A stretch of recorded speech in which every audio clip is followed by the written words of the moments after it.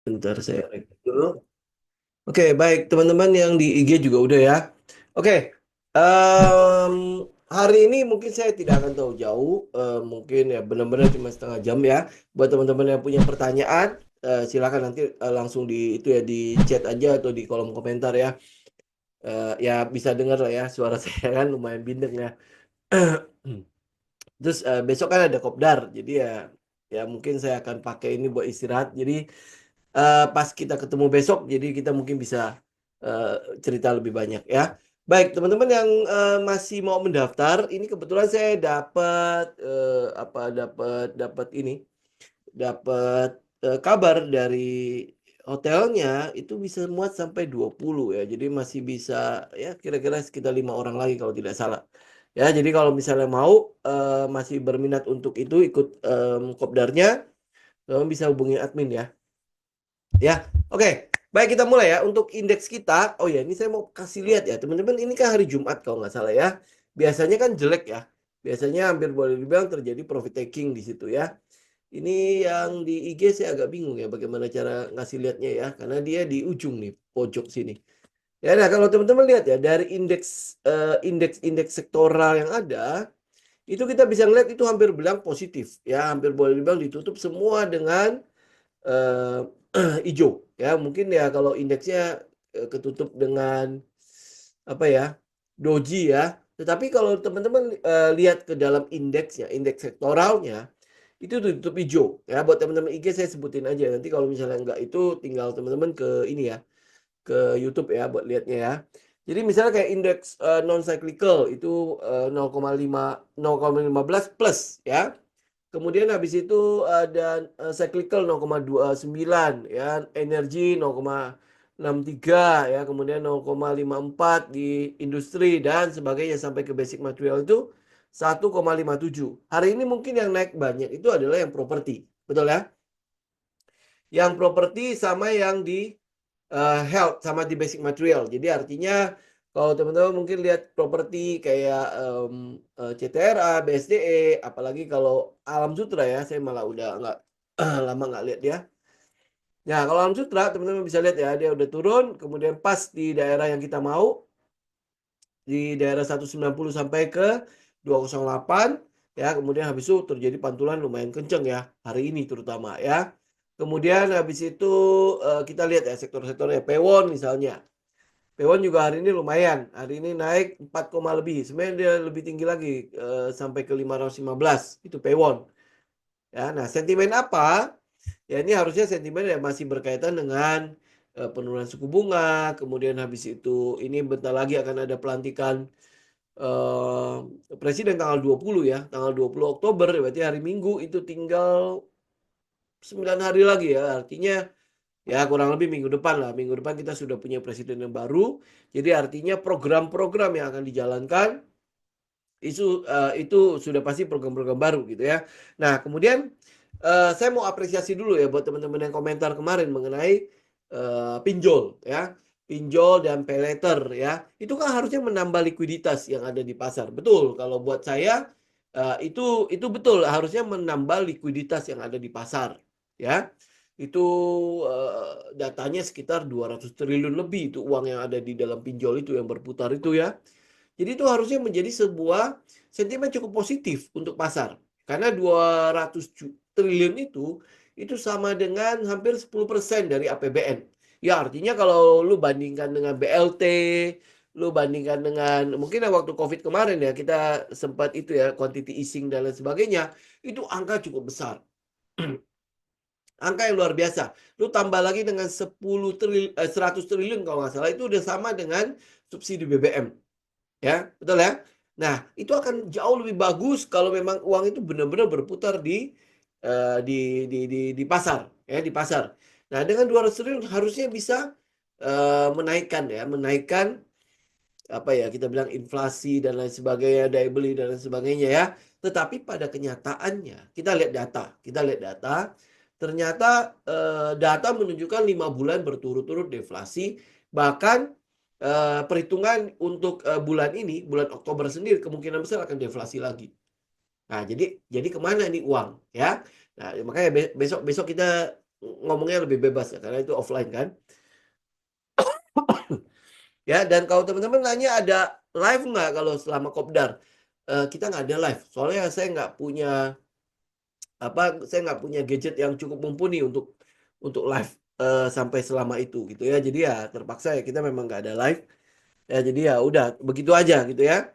Itu yang offline. Nah, kemudian kalau ditanya membahas apa di Kopdar, kita akan menitik beratkan pada framework ya, trading framework. Jadi itu sebenarnya cuma membahas apa yang sudah pernah kita menjadi pelajaran kita pada kelas-kelas coaching gitu ya. Ya itu kurang lebih. Jadi kalau ditanya lagi kenapa ya? Harusnya kan itu adalah likuiditas ke pasar. Betul, itu harusnya menjadi sebuah likuiditas di pasar.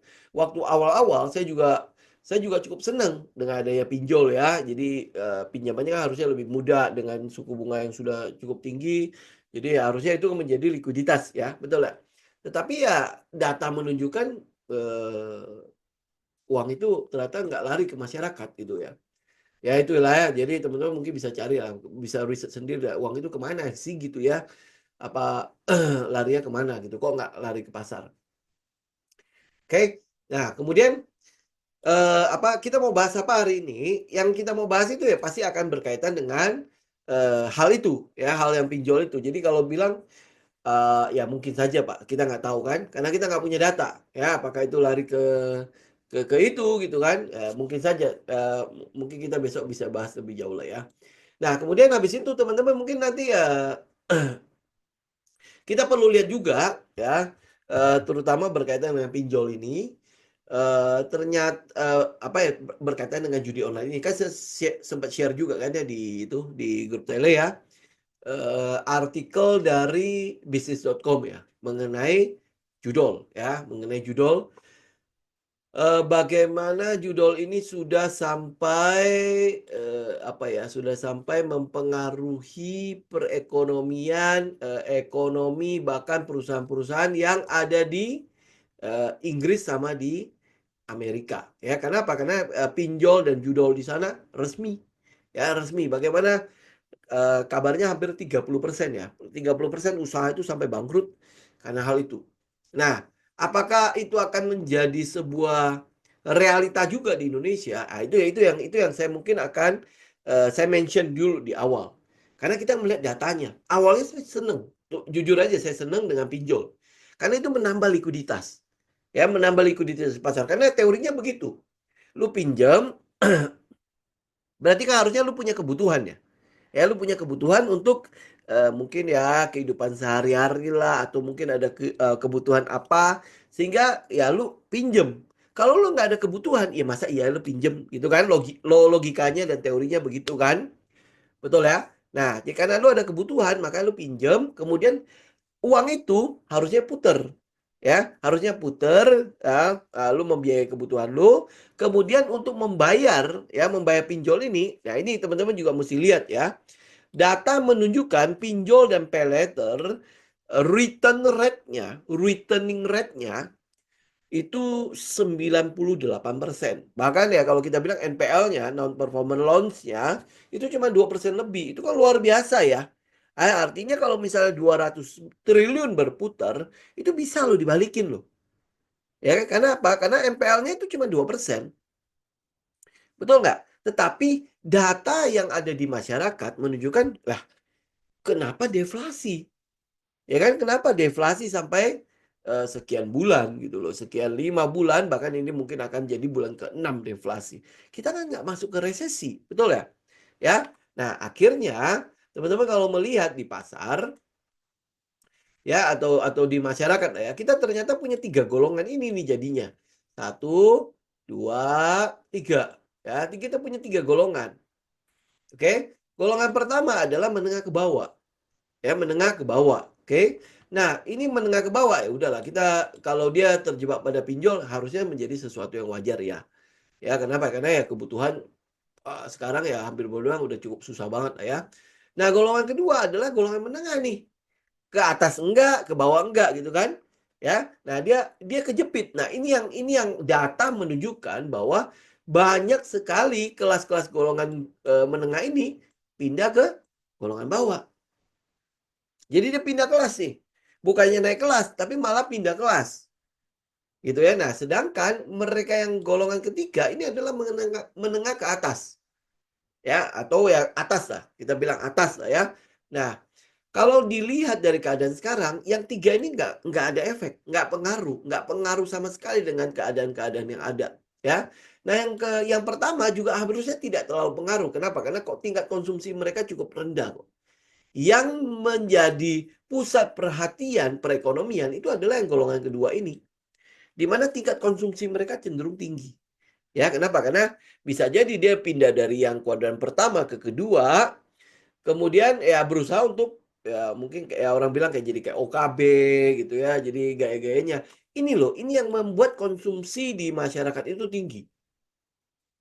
Ya, ini yang membuat konsumsi di masyarakat itu tinggi. Ini yang mau kita lihat kan, golongan menengah, kelas menengah ini itu bisa menggerakkan perekonomian. Ya, kalau golongan yang atas itu biasanya udah cenderung gimana ya? Ya udah gue udah menikmati begitu, gaya hidupnya udah mentok di situ gitu kan. Ya udah as usual aja gitu loh. Jadi kalau mau belanja udah nggak belanja gitu kan. Ya kalau dibilang nggak belanjaannya juga nggak mungkin belanjaan yang akan menggerakkan perekonomian. Karena mereka akan belanja pada barang-barang yang di atas. Ya lu lihat dah kayak misalnya Louis Vuitton gitu ya, satu dompet aja 40 juta. Ya, satu tas itu bisa bilangannya paling murah kalau nggak salah ya Louis Vuitton itu sekitar 70 ya, sampai ke atas lagi kan. Itu jelas ya, itu artinya ya lu memang punya uang dingin yang begitu besarnya sehingga lu bisa belanjain itu. Betul nggak? Ya, dia bisa dengan gampangnya membelanjakan itu. Ya, bahkan untuk yang yang saya tahu ya brand-brand begitu itu tidak mudah untuk teman-teman masuk ke dalam toko mereka gitu kan. Itu mesti by appointment dan lain sebagainya kan. Ya. Nah, yang bisa menggerakkan perekonomian itu ini yang golongan kedua ini. Ya, golongan kedua. Nah, pada golongan kedua yang kita lihat itu berapa puluh juta ya, yang pindah ke segmen satu itu. Nah, kenapa ini? Nah, yang terjebak pada pinjol itu masa golongan ketiga nggak mungkin dong. Ya kan? Nah, yang terjebak ya itu di satu dan di dua ini. Ini yang pinjol. Nah, kemana uangnya? Secara teori mengatakan bahwa golongan menengah itu harusnya bisa menggerakkan perekonomian karena konsumsinya. Ya, dengan uang 200 triliun yang ada di pinjol, ya kok nggak bergerak malah terjadi deflasi sampai berbulan-bulan. Itu yang mau kita perhatikan. Kalau awal-awal makanya saya bilang ya, sebelum ada data-data seperti ini, ya saya cenderung tidak akan bicara gitu kan. Tetapi datanya menunjukkan 5 bulan loh berturut-turut deflasi. Apakah itu baik untuk perekonomian? Ini yang mesti kita pikirkan. Ini dalam negeri. Oke? Ini adalah masalah kita dalam negeri. Jadi itu perlu diatasi. Jadi yang kita mau itu kan adalah golongan kedua itu bisa pindah ke golongan tiga kan, ya. Nah, tetapi kalau terlalu banyak di golongan ketiga, nah ini yang dimana uang berkumpul. Habis itu nggak keluar. Ya, biasa golongan ketiga ini golongan apa? Golongan mereka yang memiliki perusahaan. Ya, golongan di mana mereka yang memiliki perusahaan yang mempengaruhi kelas 1 dan kelas 2. Jadi uang dari kelas 1 dan kelas 2 itu harusnya lari ke 3. Ya itu udah hukum ekonomi lah. Sudah hukum ekonomi banget gitu ya, di mana uang mereka, uang orang-orang kaya ini katanya ya, kalau memang mindset kita udah bagus gitu, kemudian habis itu kita ambruk lagi, ambruk gitu ya, ambruk sampai ke nol lagi, mereka yang bisa bangkit kembali menjadi keadaan semula, yaitu orang-orang yang orang golongan ketiga ini, dengan cepat mereka akan kembali lagi. Ya, dia akan cepat kembali. Nah, tapi orang golongan pertama dan kedua, kalau dia ambruk, nah untuk naik lagi mungkin agak susah. Ya, ya, ya. Kalau dikaitkan dengan mindset segala macam, ya menurut saya kan lebih ke arah koneksi ya. Kalau lu udah pernah kaya, koneksi lu kan pasti beda dong dengan kita yang golongan menengah sama yang bawah yang jatuh. Koneksinya pasti beda ya. Untuk lu dibantu naik itu kan, aduh, orang ngelihat kita aja udah kabur gitu kan. Bener, pernah ngalamin nggak kayak gitu kan? Jadi terpaksa apa yang mereka harus lakukan, pinjol ya atau pinjaman-pinjaman lainnya gitu kan. Itu yang membuat golongan satu dan golongan dua itu kemungkinan besar ada peluang untuk naik ya, tapi ya cara mereka aja yang salah kan. Oke? Nah, itu satu, ya. Ini dalam negeri, ya. Nah, di luar negeri yang mau kita waspadai itu apa? Yang mau kita waspada itu adalah teman-teman mungkin udah dengar ya kemarin Presiden Jokowi sudah teriak-teriak kan, overproduksi, ya, overproduksi barang-barang yang ada di Cina. Oke? Nah, ini kebetulan saya agak-agak mengerti ya. Saya agak-agak mengerti ya. Kalau mengerti banget saya enggak lah ya. Nah, kenapa terjadi overproduksi di China sana? Karena pada saat COVID, kita mengalami semua penurunan perekonomian, betul ya? Semua negara hampir tidak berproduksi, betul ya? Hampir tidak berproduksi. Tiba-tiba ada namanya new normal. Dulu berapa bulan sih di rumah? Ya, berapa bulan di rumah saja. Ya, itu mungkin apa ya, kita bilang ya 3 tahun lah ya. 3 tahun kita di rumah, betul ya? Nah, apa yang lu lakukan di rumah? Apakah perekonomian berhenti? Yang kita lihat pada saat COVID tidak berhenti loh ternyata. Dan permintaan barang malah besar. Nah, setuju nggak? Teman-teman ngalamin itu nggak? Permintaan barang malah besar. Tetapi supply yang ada itu terbatas. Ya, supply yang ada terbatas gitu kan. Karena itulah makanya apa di sana hampir boleh seluruh dunia ya, kita nggak ngomong Indonesia doang ya. Seluruh dunia itu mengalami hal itu ya. Begitu new normal terjadi euforia. Pada saat supply dan demand-nya itu nggak seimbang, mereka pabrik-pabrik yang di China sana itu dengan PD-nya menambah mesin atau mempercanggih mesinnya. Ya, mempercanggih mesinnya karena mereka beranggapan bahwa ini keadaan ini sebentar lagi lewat nih, akan berubah ke normal nih, gitu kan. Karena itu mereka sangat pede, sangat percaya diri sekali, ya. Akhirnya ya mereka mencoba untuk menambah produksi.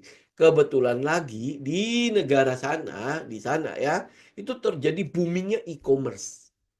Ya, bukan cuma di sana doang sih, di Indonesia juga sama. Ya, kalau teman-teman bermain di online online shop ya, atau yang online-online gitu lah, e-commerce gitu ya, pada saat COVID apa yang terjadi? Lu panen nggak? Ya, kalau bohong banget kalau lu nggak panen. Itu panen, bukan cuma di sini, di sana juga panen luar biasa. Ya, panen luar biasa. Karena itulah makanya terjadi apa ya, kita bilang bukan eksodus ya, apa ya, anak-anak muda pada masuk ke dalam situ. Ya, masuk dalam situ, masuk dalam bisnis-bisnis e-commerce, sehingga permintaan barang begitu besarnya di sana. Asik gede bang. Ya, begitu besarnya. Dari yang tadi kita nggak pernah belanja online, dia belanja online. Ya, kenapa? Terpaksa di rumah kan? Ya, ini makanya ini teman-teman cek ulang deh. Gimana keadaan kita saat itu. Nah, apa yang terjadi sekarang? Ya, di mana ya daya beli akhirnya turun. Ya, euforia itu udah berlalu. Nah, pada saat euforia berlalu, teman-teman mungkin tahu ya, sekarang kan zamannya live, zamannya TikTok ya, zamannya Shopee Live, Tokopedia apa Play dan lain sebagainya. Itu yang live itu loh. Di sana juga begitu. Ya, mereka booming live itu. Jadi beli barang banyak sekali. Luar biasa banyaknya. Ya, kemudian habis itu barang itu nggak kejual. Ya, ini sekarang kondisi sekarang, barang-barang itu nggak kejual. Tahu nggak? Akhirnya gimana tuh? Ya, akhirnya terjadi diskon harganya. Nggak sanggup. Mereka nggak sanggup. Tapi barang udah ada. Jadi barang masih utuh. Ya, barang masih utuh. Nanti ya, nanti minggu depan atau apa gitu ya. Nanti saya videoin, teman-teman ikutin IG aja. Ya, saya videoin tuh. Barang-barang yang nggak kejual sama mereka pada saat mereka live. Nah, akhirnya tutup. Mereka tutup bisnisnya. Jadi barang-barang yang nggak laku ini, mereka obral. Ya, obral. Nah, harga yang di pabrik itu hancur. Ya mereka obral. Ya daripada gerugi gue jadi nol. Ya ini barang-barang yang ada, siapa yang mau ambil lah. Gitu ya. Nah, karena mereka obral, barang yang sama keluaran pabrik. Ya mereka jual rugi. Pabrik gimana? Akhirnya numpuk barang-barang di pabrik. Tadi kan dia produksi lumayan banyak. Ya itu habis itu yang e-commerce beli. Ya beli nggak laku. Nggak laku lempar ke pasar. Ya dilempar ke pasar jual rugi. Nah jual rugi berarti barang di pasar melimpah kan. Kenapa? Karena tidak ada permintaan. Barang di pasar melimpah, rugi semua, ya. Nah, barang di pabrik banyak. Nah, sekarang apa yang terjadi?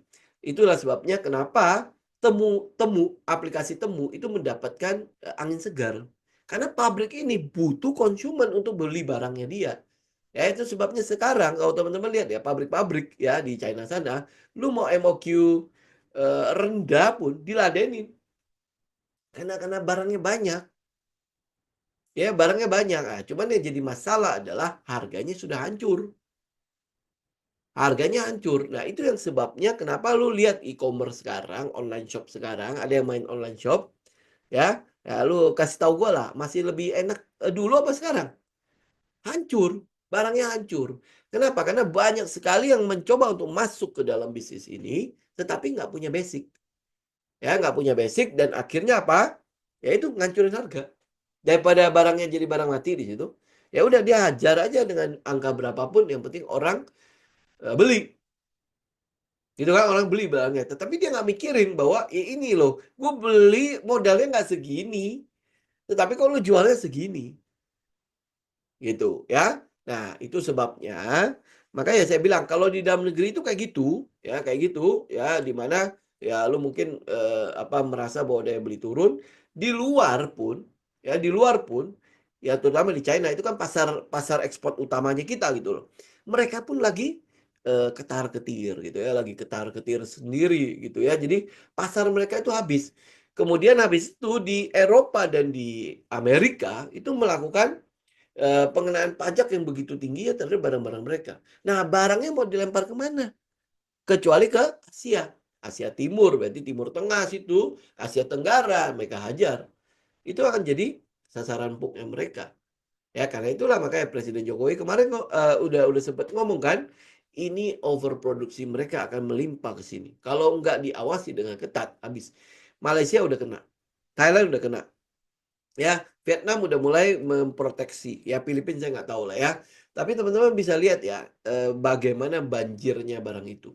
Tapi ini nggak bisa dipungkiri juga ya bahwa banjirnya barang-barang China itu karena ya kita nggak punya apa ya nggak punya upaya untuk mencegah itu gitu ya. Kalau misalnya lu stop barang-barang mereka, ada nggak substitusinya? Barang kita sanggup nggak untuk menggantikan itu? Kalau nggak sanggup, lu nggak gimana mau menyetopnya? Ya, setuju ya. Jadi mau nggak mau maka dari itu ya mulailah balik lagi gitu loh barang dalam negerinya seperti apa. Ya, jadi ya kayak itu ya kayak Mas Pion ya, cintailah produk-produk Indonesia. Kalau enggak ya kita bakalan habis. Ya, oke. Nah, itu ancaman dalam negeri dan ancaman luar negeri. Ya, ancaman luar negeri. Jadi teman-teman ini butuh teman-teman perhatikan. Ya, nanti kita akan lihat bagaimana komposit kita. Sebenarnya kalau dilihat dari pullback-nya, komposit kita harusnya udah cukup apa ya kita bilang udah cukup lah. Ya cuman kan namanya market kita nggak tahu ya cukup apa enggak ya. Tetapi kalau secara teknikal ini harusnya udah daerah-daerah cukup ya untuk pullback-nya. Pullback-nya udah cukup dalam kalau teman-teman ukur pullback-nya dari high-nya itu sampai ke sekarang itu udah turun sekitar hampir 6%. Ya, udah 6%. Jadi artinya kalau ukur dari bawah itu udah turun berapa persen? Ya, ini kan naiknya sekitar 13%, berarti udah turun 50%. Ya, benar ya. Kalau turun 50% secara teknikal itu sebenarnya udah wilayah-wilayah di mana kita bilang area-area eh, apa golden ratio-nya si Fibonacci itu udah di situ. Ya, karena itu di situ 0,61 sama 0,5% kan. Ya, jadi secara teknikal ini sebenarnya udah wilayah-wilayah yang cukup kuat. Supportnya di situ. Ya, kita bisa lihat ya ke sebelah kiri kan, supportnya di situ dan lain sebagainya. Kemudian habis itu area Fibonacci juga di situ kan. Ini harusnya menjadi area yang cukup kuat 7.380 sampai 7.450 itu harusnya menjadi area yang cukup kuat. Tetapi yang mau dilihat oleh pasar adalah bagaimana pemerintah yang baru nanti menyikapi dua hal ini. Pinjol, pay later, yang satunya saya nggak sebut ya. Kemudian habis itu yang masalah di globalnya itu sendiri. Ya kalau di global itu lu mungkin beranggapan kayak perang dan sebagainya. Perang malah saya nggak terlalu khawatir selama dia nggak meluas. Berarti kan dia akan terlokalisasi di daerah situ dok ya. Nah tetapi kalau misalnya yang raksasa ini, yang China, raksasa merah ini, kalau sampai bermasalah, kemarin kan dia kasih stimulus tuh. Ya, stimulus untuk pasar modalnya naik begitu kencang ya kan. Semua orang udah berpikir bahwa itu adalah bullish-nya indeks China. Wah, saya juga udah cukup seneng ya. Tetapi kemarin diputuskan jadi nggak jadi. Ya, nggak jadi stimulusnya. Itu hancur. Ya, hancur. Teman-teman mungkin kalau misalnya punya itu ya, punya temen yang bermain saham di daerah yang itu ya, pasar-pasar Cina itu, lu boleh tanya mereka, berapa sih untung mereka? Habis, habis, ya habis. Jadi ya artinya dari dunia usaha kegencet, ya masuk ke pasar modal juga sama, ya. Jadi ya itu dari negara sana, gitu kan. Dan kita kita lumayan tergantung karena komoditas kita segala macam itu kan ekspor paling banyak di daerah situ. Ya, karena itulah makanya kita perlu memperhatikan negara itu. Bukan bukan karena apa rasis dan lain sebagainya, enggak. Karena itu tujuan ekspor kita. Kita itu masih negara yang berbasis komoditas. Komoditas kita tidak akan kenapa-napa, ya tidak akan bergerak, tidak akan mengalami cyclical kalau yang di sana itu enggak bangkit gitu loh. Ya enggak bangkit gitu. Itu makanya kenapa ya itu sebuah katalis kan. Ya, sebuah katalis yang teman-teman perlu perhatikan. Apakah ini bakalan bull atau ini bakalan ada Santa Rally atau enggak ya. Makanya itu kita mau perhatikan kita punya trading plan. Sembari ya ini loh katalis ini kita tetap update. Paham ya? Gitu ya. Oke? Oke, saya ladenin beberapa pertanyaan ya teman-teman ya. Kalau misalnya teman-teman ada pertanyaan silakan ya. Ini apa HRTA ya? Oke, kita coba lihat HRTA. Ini berhubungan dengan emas ya. Oke, HRTA ini yang saya ingat itu di sini ya. Teman-teman kalau misalnya lihat ini pergerakannya kan sudah naik ya. Kita cuma bisa ngambil pullback atau breakout. Ya, fullback atau breakout. Nah, kalau dia udah begini, saya akan jauh lebih senang ngambil pullback ya. Pullback daerah mana? Ini sebenarnya udah masuk daerah pullback ya. Di mana nih? Di daerah 428. Ini kalau saya ambil close juga kayaknya udah masuk ya. Oh iya, ya, dia udah pullback nih. Daerah berapa nih? 424 itu daerah pullbacknya. Jadi artinya kita mau lihat nanti ke depannya berapa ke depannya ya. Saya kotakin aja deh biar pas ya. Nih. Ini adalah area pullback yang boleh teman-teman perhatikan. Untuk HRTA ya 408 sampai ke 424. Itu adalah area pullbacknya dan itu sebenarnya udah dites nih. Ya udah dites, nggak tahu nanti masih bisa tes sekali lagi atau tidak ya. Tapi teman-teman tinggal perhatikan lah. Ini soalnya dia turun, ini pullback ya. Pullback dia turun, volumenya nggak ada. Ya, volumenya artinya volumenya terus mengecil. Artinya ini pullback yang sesuai dengan syarat dan ketentuan dia pullback. Oke, tapi kalau misalnya dia pullback dengan volume gede ya tentu pasti ini nggak cocok ya. Tapi ini udah pas. Kalau tuh lihat bullish activity-nya itu sudah terjadi juga. Pada saat dia naik, ini volumenya juga naik, kemudian dia turun, volumenya juga turun, naik lagi, volume ikut naik, turun, volumenya juga itu turun, kemudian naik, volume tambah naik, itu kan, turun, volumenya ikut turun. Jadi bullish activity-nya sudah terjadi di situ. Oke, ya jadi kalau lu ambil pullback, tungguin di 408 sampai 424. Kalau lu ambil breakout, berarti dia harus breakout di 460-an. Ya, itu 460-an. Itu ini untuk RTA ya, sembari perhatikanlah untuk emas-emas segala macam terus bagaimana pendapatan dan pendapatannya dia apakah dia mengalami perubahan atau enggak. Oke, itu untuk RTA ya. Kemudian habis itu apa MAHA. Oke. Ini MAHA ini kan berkaitan dengan itu ya, batu bara, transportasi dan sebagainya. Nah, kemarin kita tahu dia menandatangani kontrak dengan Bayan ya. Ya, bener ya sih. MAHA kontrak dengan Bayan. Ya, bener ya.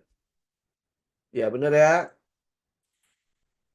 Ya, bener ya. MAHA kontrak baru dengan Bayan 23,9 T. Ini lumayan gede. Ya, ini lumayan. Ini adalah sesuatu yang besar. Itu bulan Juni. Nah, Juni udah direspon belum? Ini jelas belum direspon oleh pasar ya. Oke, ini jelas belum direspon. Jadi kita mungkin akan lihat ini harusnya nanti akan ada money spot. Ini udah mulai kok.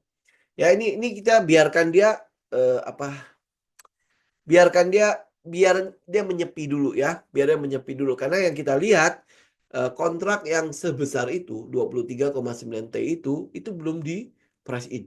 Kenapa belum di-price in? Itu kan mesti jadi sebuah pertanyaan kan, kenapa belum di-price in? Apakah likuiditas yang masuk ke dalam MAHA ini belum cukup? Ya, saya nggak tahu, likuiditasnya, oke apa enggak, ya. Ini spring, harusnya enggak ya.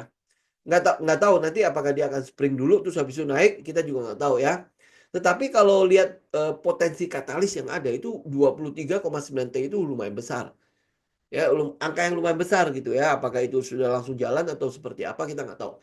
Karena gini, karena MAHA ini kan bukanlah perusahaan batubara, tetapi dia adalah perusahaan yang mentransportasi dan lain sebagainya, kayak kontrak gitu lah ya, kontraktor gitu lah ya. Nah, jadi mau seperti apapun, fluktuasi harga batubara itu seharusnya tidak ada pengaruhnya sama MAHA, benar ya? Ya. Nah, ya kalau tidak ada pengaruhnya sama MAHA, ya berarti kan sebenarnya angka itu yang 23,9 T itu belum direspon oleh pasar. Ya, belum direspon. Nah, pertanyaannya kenapa belum direspon itu mesti di-riset dulu. Sedangkan kalau teknikalnya saya melihat dia udah mulai cukup tenang ya. Ya, dia udah mulai cukup tenang. Nah, sekarang dia ada potensi spring apa enggak? Itu yang teman-teman mesti tungguin. Karena katalisnya cukup bagus. Ya, katalisnya udah oke, 23,9 T itu bukan angka kecil, udah pasti itu pasti akan merubah fundamental dari perusahaan tersebut. Nah, tinggal kenapa ini belum jalan? Gitu ya. Jadi pasti ada sebuah ini kalau lu mungkin punya inilah ya, tahu bagaimana lihat foreign flow, bandarmologi dan lain sebagainya, teman-teman cek aja. Pasti ada yang lagi ngumpulin. Ya, walaupun untuk saat-saat ini kayaknya lebih tenang ya. Ya, lebih tenang ya. Dia kalau turun, ini kan baru IPO juga kan sahamnya kan. Nah, ini kalau lu bikin 9 buying test, ini harusnya udah selesai nih. Ya, bener ya? Ini harusnya udah kelar. Lu klimaks segala macam ini karena dia baru IPO ya. Ini harusnya udah kelar semua nih. Ya, kemudian bullish activity-nya sudah juga ketahuan, sudah kelihatan ya, kemudian katalisnya juga sudah nongol dan sebagainya ya.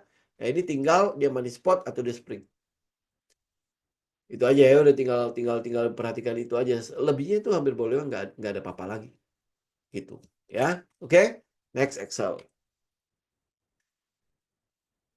Oke, Excel kayaknya belum ada apa-apa, masih di daerah sideways itu juga ya, tinggal menunggu inilah kepastian dia untuk akuisisi.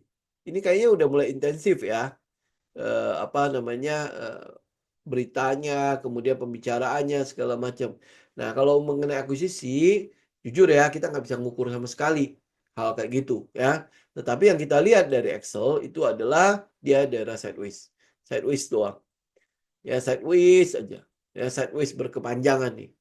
Kalau lihat dari kontraksinya, sebentar. Nah ya, teman-teman bisa lihat dari kontraksinya juga. Nih kalau saya ubah ya. Ubah yang terakhir ini dari sini deh. Oke, nah dia udah mulai kontraksi ya. Ya benar ya, volumenya udah mulai turun ya. Iya, oke. Enggak, tapi udah agak naik-naik juga.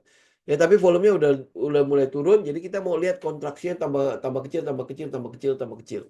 Ya sembari ya perhatikan karena itu EMA-EMA-nya semua udah ngumpul soalnya. Lihat nggak? Lihat ya, ya ini yang merah, biru, dan hijau itu udah ngumpul semua di situ. Jadi artinya dia udah terkontraksi nih. Ya soal apa kapan meledaknya ya kita nggak tahu. Ya tinggal teman perhatikan aja. Ya kalau dia mau meledak, katalis paling dekatnya itu ya itu. Apa itu? Akuisisi atau merger sama friend. Gitu ya. Oke, nah terakhir ya, ini terakhir. Sorry, saya eh, udah mulai mampet lagi ya. Nah ini mengenai TAPG. TAPG ini kan katalisnya udah jelas ya, bahwa nanti dia akan ada B40 ya, kemungkinan besar akan dijadikan B45 bahkan sampai ke B50. Bahkan ini ya Presiden Prabowo itu sudah ngomong ya, ini berarti dia sudah bersabda lah ya. Dia sudah memberikan perintah kalau dia mau swasembada energi. Jadi artinya untuk biodiesel, biofuel, bio apa gitu ya. Dia mau swasembada ya, bahkan sampai subsidinya akan diganti jadi BLT. Itu kalau sampai kejadian itu luar biasa loh. Kenapa? Karena subsidi yang dibakar itu besar banget. Itu besar banget. Itu sama kayak itu pinjol. Itu besar banget dan itu kalau bisa dipakai itu luar biasa. Ya, jadi kita nggak bakar uang lagi gitu kan. Itu kalau bisa dipakai luar biasa. Cuman ya pasti akan gejolaknya pasti akan luar biasa. Bagaimana cara dia mengendalikannya kita nggak tahu. Nah itu teman-teman bisa perhatikan artinya untuk biodiesel ya berarti kan kebutuhan CPO itu akan meningkat. Ya kebutuhan CPO itu akan meningkat. Kemudian ditambah lagi dengan undang-undang deforestasi itu kalau sampai ditunda benar diketok palu ditunda sampai tahun depan. Nah, teman-teman akan lihat ada peningkatan pada CPO lagi. Oke, nah kemudian ini kan udah menjelang akhir tahun nih, kemungkinan besar kebutuhan untuk minyak-minyak itu pasti akan naik. Nah itu biasanya bagus untuk CPO di akhir tahun. Biasanya begitu karena permintaannya tinggi. Ya, jadi artinya yang kita mau tunggu dari TAPG itu adalah 9.15 kalau dia jebol, ikut lagi. Ya, ikut lagi. Kapan kita TP? Ya selama dia masih bagus, ini 9.15 saya naikin dulu ya. Ini all time high-nya ada di 9.25. Itu 9.25 tembus berarti sky is the limit. Kalau sky is the limit, ya lu nggak bisa ngomong apa-apa.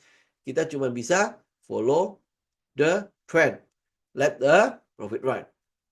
Gitu ya. Jadi artinya kalau ini ya potensi untuk beggar itu pasti jadilah ya. Dia aja kalau dia tembus 625 itu sudah 70%. Jadi ya kalau saya melihat ini ya potensi beggar udah di depan mata lah. Gitu ya. Jadi jangan lupa kalau namanya untung itu sudah nambah uang kita. Ya lu nggak usah pusingin. Jangan pusingin untung. Ya, biarkan dia lari sembari lu jaga di bawah.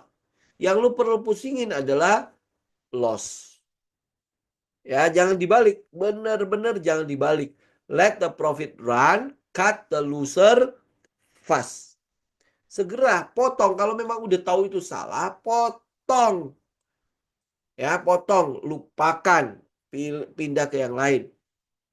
Tapi yang namanya trennya sudah utuh, let the profit run.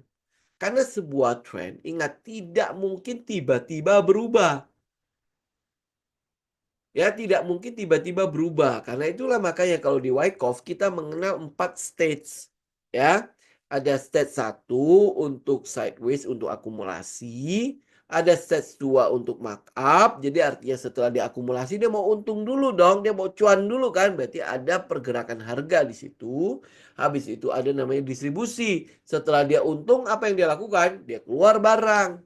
Setelah dia selesai keluar barang, bagaimana harganya? Dia biarin tuh turun. Itu makanya stage-nya itu ada 4. Clear banget. Jadi kalau dia udah masuk ke dalam stage 2 markup, yang lu tunggu apa? Kapan dia distribusi? Nah kalau dia distribusi, berarti trend dari uptrend itu akan berubah menjadi sideways dulu. Ada periode di mana dia lepas barang. Gitu bukan berarti dia turun. Dia oh ini candle merah nih, berarti dia udah mulai lepas barang. Enggak. Ya, makanya kenapa kita kiblatnya ke Wyckoff. Karena untuk merubah sebuah tren, berarti harus ada sebuah kekuatan yang membelokkan tren itu dulu. Bagaimana cara dia belok? Nah, di situ fungsinya market struktur. Struktur marketnya harus kita lihat. Udah berubah belum?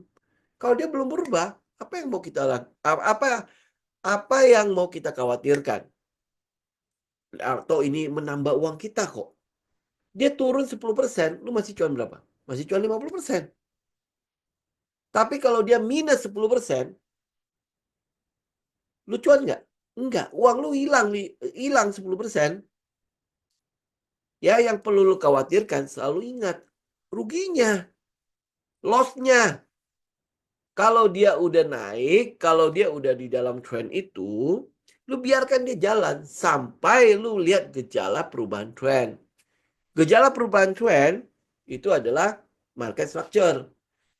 Struktur market ada enggak ya perubahan dari yang tadi naik kencang lah kok malah sideways. Nah kalau dia naik kencang sideways Ya, apalagi sideways-nya tanpa katalis lagi ya. Katalisnya malah bagus-bagus tapi dia sideways. Lalu udah mesti curiga. Ya, ini udah naik begitu tinggi, katalis udah luar biasa bagus, semua orang pengen masuk ke dalam saham ini, lu udah curiga. Nah, disitulah mulai berlaku quote yang mengatakan bahwa pada saat orang lain greedy, di situ kita keluar. Ya, pada saat orang lagi fear, kita masuk. Ya, teman-teman perhatikan deh, kapan saya bicara mengenai sebuah saham, yaitu pada saat semua orang, saham itu kok dibicarain. Betul ya? Ya, kita bicara BRMS. Saham begitu di ngomongin kan. Goto, ya saham itu kok diomongin gitu dan lain sebagainya. Terus habis itu saham apa lagi? Termasuk TAPG dulu. Mana ada yang mau kan? Waktu itu CPO seperti apa? Itu daerah-daerah Batam-Batam begini. Coba bayangkan. Gitu kan? Nah, itu makanya kenapa penting sekali lu bisa membaca psikologi market. Nah, psikologi market ini kan sebenarnya kalau kalau lu udah biasa jadi simple ya, tapi kalau lu nggak biasa, malah lu ikutan fear. Gitu pada saat lu ikutan fear, nah berarti kan sebenarnya lu mesti tanya, lu itu ikut market atau ikut retail, ya? Lu ikut big money atau ikut dumb money ini. Nah kalau lu ikut dumb money, lu berarti udah tahu, oh, gua fear nih, ternyata gua ikutan ini. Big money mah nggak kenapa-napa di situ. Kalau dia nggak kenapa-napa, lu juga nggak kenapa-napa. Gitu, ya. Ya, makanya ini kalau kalau teman-teman baca, kayak sekarang nih, kayak indeks harga saham gabungan, ini kok pasti semua orang akan fear kan. Kenapa?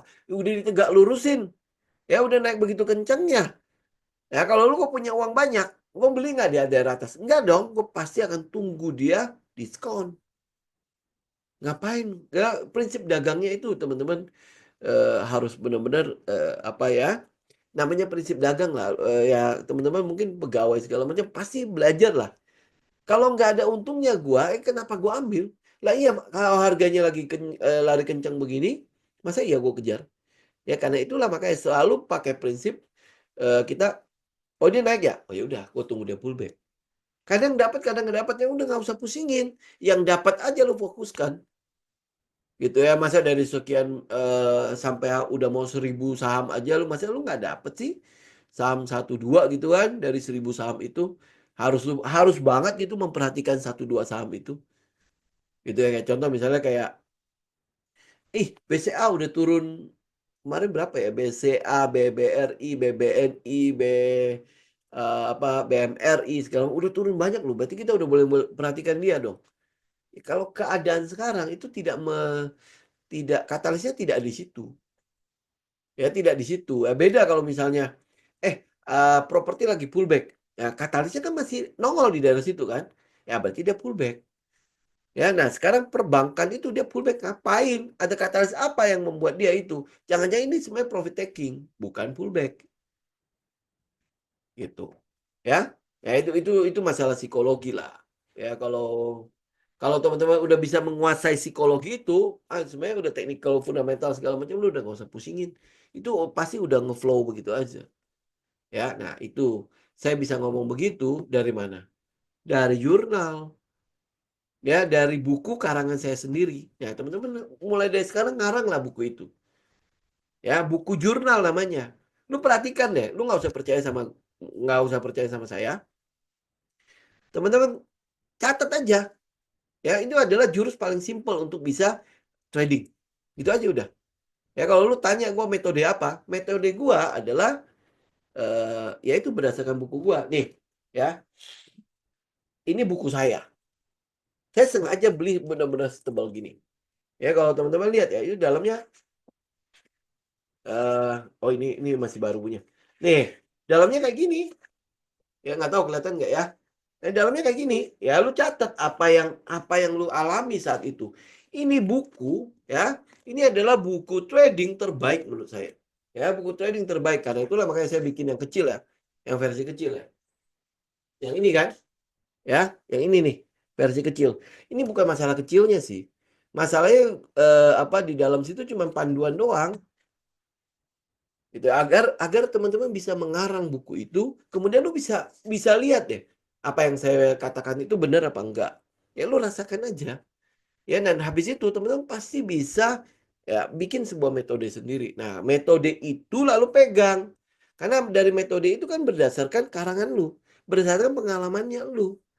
Kapan ya gue masuk ya? Kenapa gue masuk ini? Ya, ya lu akan mengulangi hal yang sama. Kenapa? Karena kalau gue mengulangi hal yang sama, ini loh, ini sebagian besar pengulangan ini menghasilkan keuntungan buat gue. Gitu. Mana yang lu nggak boleh ulangin? Nah, lama-lama lu pasti akan jadi lebih baik, lebih baik, lebih baik, lebih baik, lebih baik gitu. Bahkan even market yang lagi jelek-jelek sekalipun, ya lu yang penting lu punya step by step-nya lah. Makanya kan kenapa saya kenalkan framework itu, framework trading kita. Sebenarnya itu adalah intisari dari apa yang kita ajarkan di kelas coaching. Itu intisarinya. Gitu ya, cuma di breakdown aja kan, jadi akhirnya jadi 1 bulan. Gitu ya. Kalau nggak di breakdown begitu, ya saya nggak tahu nih. Makanya saya mau coba. Nanti tahun depan kita akan mulai offline. Ya, tahun depan kita akan mulai offline. Maka ini yang Jakarta punya ya. Saya mau coba nih besok kita lihat bagus apa enggak. Kalau bagus, saya mau pakai itu. Karena itu hotel baru. Ya, jadi hotel baru, kemudian ya artinya kamar-kamarnya juga masih baru gitu ya. Jadi kalau sampai nanti ada yang dari luar kota mau nginep segala macam, kita bisa ngeblok hotelnya gitu. Ya, dan kebetulan saya kenal ownernya. Jadi ya lebih enak lah koordinasinya jadinya kan. Ya, dan ya moga-moga bisa ngepres harga juga dari situ. Karena offline kan mahalnya kan di situ kan. Ya, di apa akomodasi ya, konsumsi ya, peralatan dan lain sebagainya gitu. Oke? Ya, teman-teman. Ya, saya pikir hari ini kita sampai di sini dulu ya. Jadi besok kita akan ketemu, saya mungkin udah ada di tempat di sekitar jam 9 sampai 9.30 saya udah ada di tempat. Ya, teman-teman yang mau datang, mau ngobrol dulu, mau ngopi-ngopi dulu ya, kita akan siapin ada kopi, snack segala macam ya. Jadi kita bisa makan sambil kita ngobrol di situ. Oke? Ya, sampai ketemu besok ya, besok pagi buat teman-teman yang itu yang datang ya, sampai ketemu besok ya. Nanti buat yang nggak bisa, saya nggak tahu apa bisa nggak kita bikin live-nya di situ. Nanti kita coba lah ya, tapi pasti nggak bisa full aja sih. Ya, nggak apa-apa Pak. Ya, next time ya. Next time kita masih punya banyak offline do harusnya. Next time ya.